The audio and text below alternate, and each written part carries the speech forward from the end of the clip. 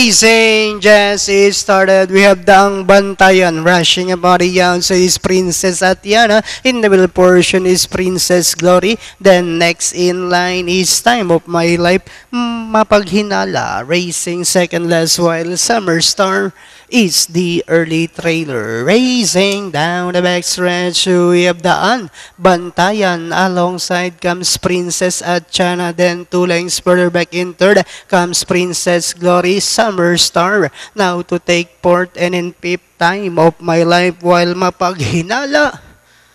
Now racing in last, back to the leader, we have Daan Bantayan, enjoying a length and a half lead, Princess Atiana, Princess Glory. Now rushing about the outside, Summer Star is down in fourth, and in fifth Time of My Life while mapaghinala is still racing in last. Last 400 meters of the race, two runners now matching their strides together. Moving up on the outside is Princess Glory. Daan Bantayan is running by the rail. Summer Star is racing into the last day, swing for home.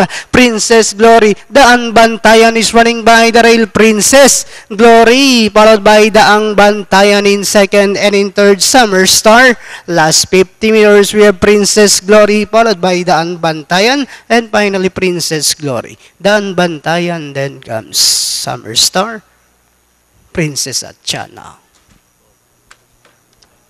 For Princess Glory, crossing the warpers, ridden by Mark Angelo Alvarez. Masisegunding 2, Daan Bantayan, then 1, Summer Star. Panoorin natin replay pagkakapanalo ni Princess Glory.